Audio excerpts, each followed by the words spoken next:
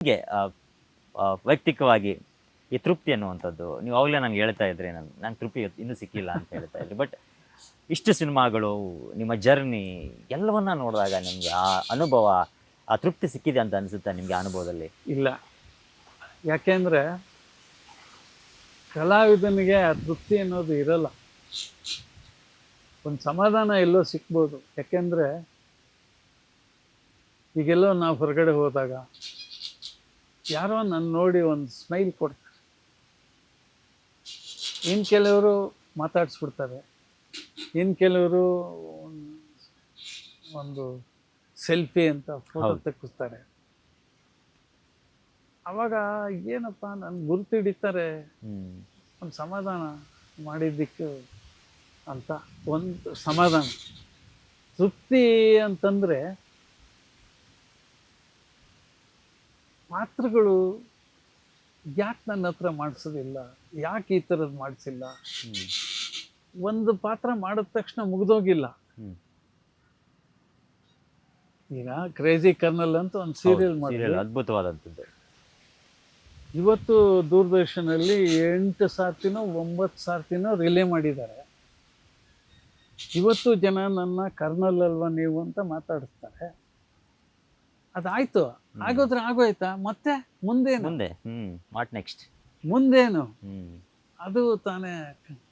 ಈಗ ಇತ್ತೀಚೆಗೆ ಒಂದು 10 ವರ್ಷ 15 ವರ್ಷದಿಂದ ಈಚೆಗೆ ನಾವು ಮುಂಚೆ ಮಾಡಿದಂಥ ಪಾತ್ರಗಳು ಸಿಗ್ತಾನೇ ಇಲ್ಲ.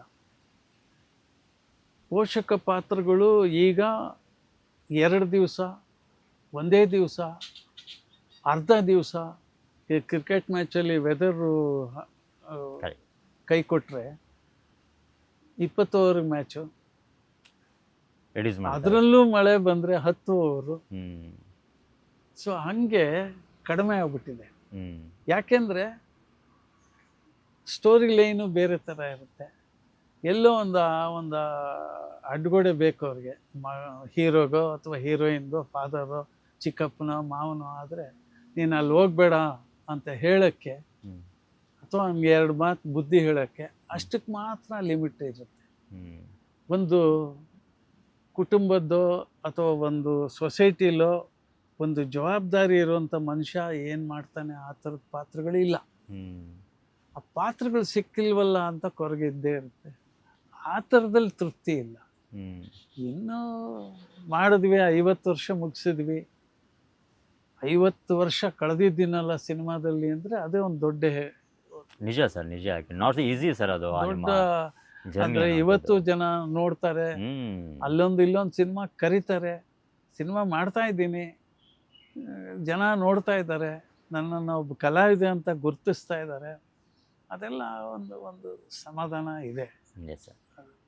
ನಾನು ಎಲ್ಲೋ ಇದ್ದವನು, ಏನೋ ಮಾಡ್ಕೊಂಡಿದ್ದವನು ಇಲ್ಲಿಗೆ ಬಂದು ಇದನ್ನೇ ವೃತ್ತಿಯಾಗಿ ತಗೊಂಡು ಬದುಕಿದ್ದೀವಿ, ಜೀವನ ಮಾಡಿದ್ದೀವಿ, ಗೌರವವಾಗಿ ಬದುಕಿದ್ದೀವಿ.